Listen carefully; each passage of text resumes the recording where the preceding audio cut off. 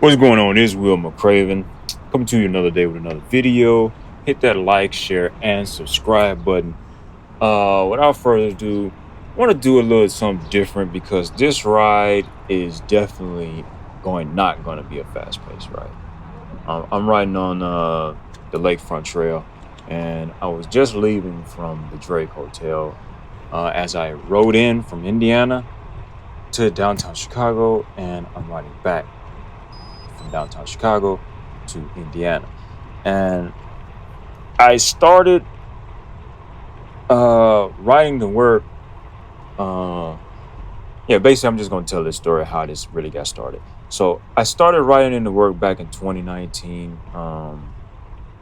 Took a job with a company, and what ended up happening was I drove in, and two particular instances I saw the same guy as I got on. I drove in, parked, walked to the L, took the train down in, and I saw a guy on his bicycle. Well, when I got off to walk over, he was passing me. So I'm like, what the heck? That's the same guy I just saw. He basically got down here before I did on a bicycle, and I paid to get on the train to get down here. Oh, what the heck am I doing?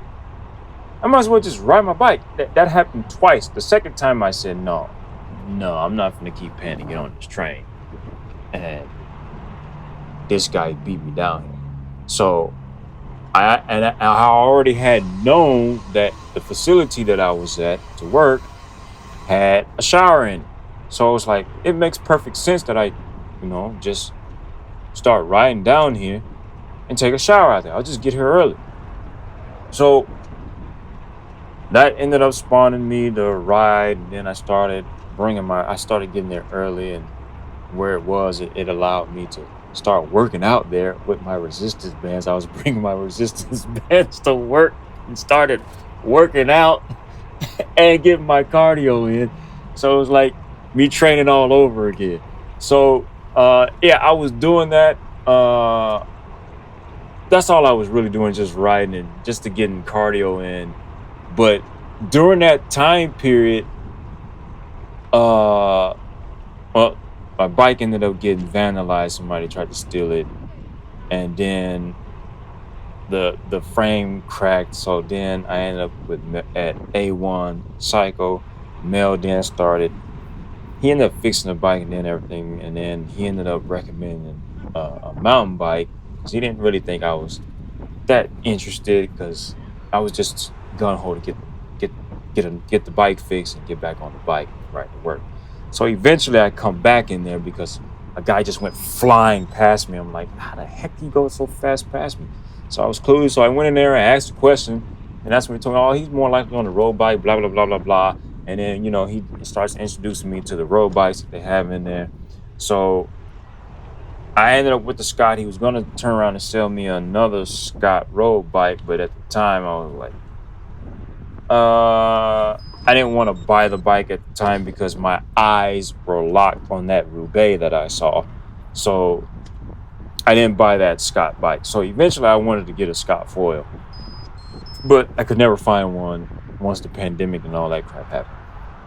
So, and I couldn't find a tarmac, and I couldn't find a Roubaix. So during the time period, what was it? Maybe 2022, 2020, somewhere in there. It might have been, it was 2022. The bike that I had, I ended up buying an LA, and it got stolen at the hotel that I was at, which was the Continental, and they would refuse to let me bring it in. So I kept trying to figure. Me and the buddy of mine, who we ended up becoming friends, when he saw me ride the bike, we were there all week. So he's like, I'm gonna start riding my bike. So somehow or another, he snuck his bike in. So we figured out how to get mine in. So we were towards the end of the day, and I'm like, all right, cool. So I go down, and the bike is gone. Someone, cut the locks and everything. And it's crazy because they cut the lock and left a janky bike there too. So Yeah. So what ended up happening was my insurance ended up paying me out, and I ended up getting paid out for the bike. So that then led me to like, all right, I'm gonna start the site. But before I get to that part, in leaving the Drake, this reason this ride is not fast is because from 2022 on to now, I took on the mind frame of I gotta get better, simply because when I did buy that Yoeleo R21, I took it in to get put together and everything. And one of the guys asked me how much did that bike retail for, and I told him it was $6,000, and he's like, I ain't paying no $6,000 for no Chinese bike. So you're like, I ain't doing it. And with if you put the DI2 or SRAM, whatever, it was basically $6,000 for the DI2 plus it being all carbon fiber plus the wheels, the carbon fiber wheels and all that came out like $6,000. So like, I ain't buying that. I'm better off with such and such. So he's like, he said some other crap, and then I was like, that instantly triggered, like, you know what? I'm gonna prove you wrong. That I can get out of this bike exactly what you get out of yours, even though I did want the tarmac. And that's what he wrote.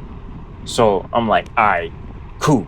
So that started. So from that point on, anytime I went to work, I'm looking for the heaviest case.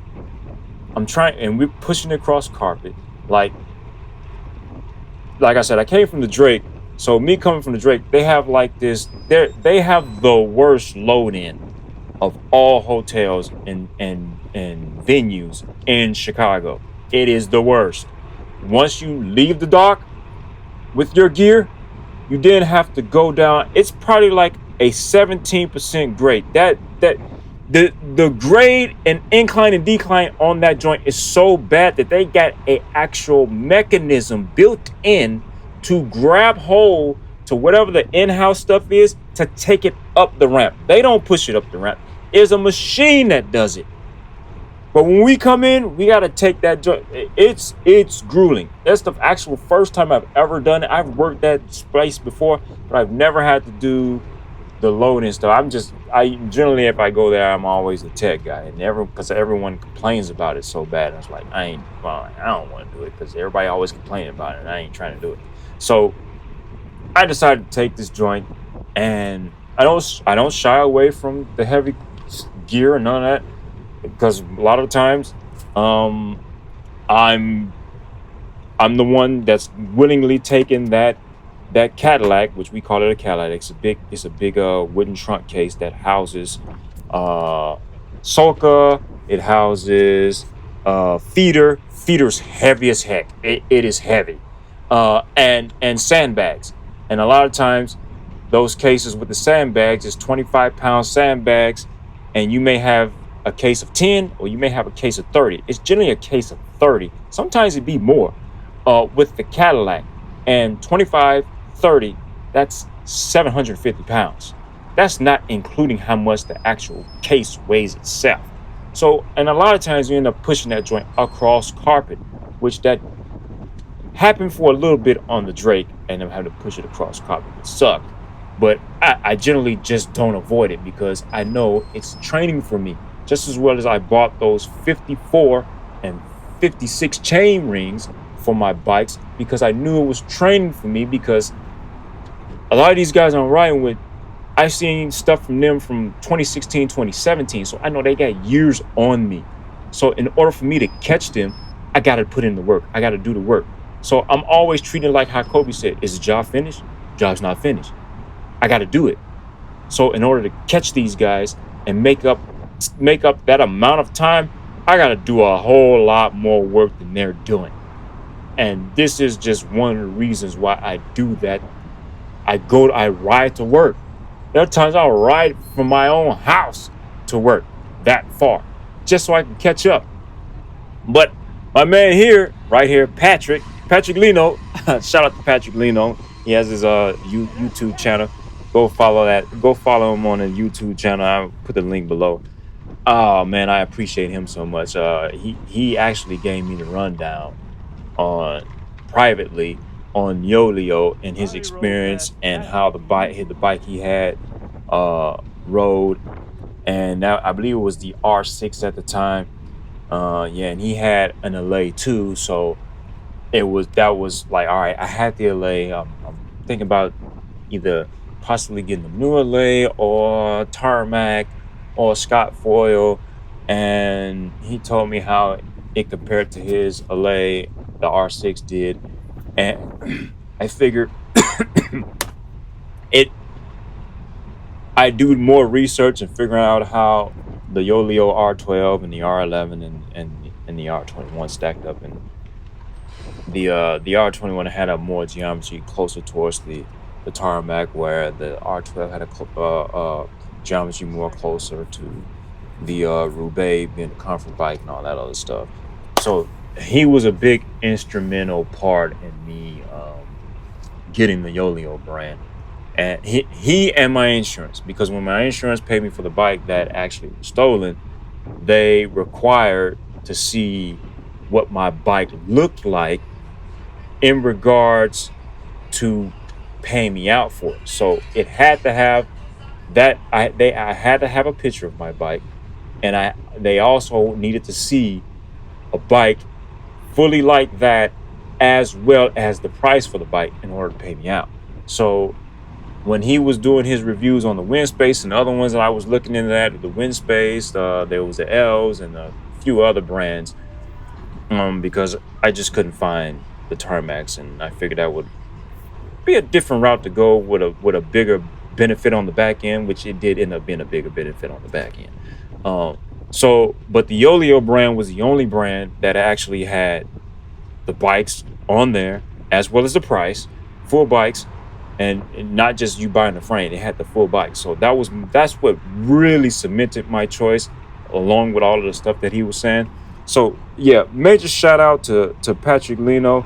He has a magnificent channel in regards to reviewing bikes that are not from the bigger brands. He did do a review on the Giant Propel, but my man puts in work. Yes, he's definitely known around here, around the Chicagoland area. Get that man a look up on his YouTube channel as well as his Instagram. Much love to you, brother. But yeah, you guys want to get better, you got put in the work, do the work, don't run from it, and you will get better fast. Trust me.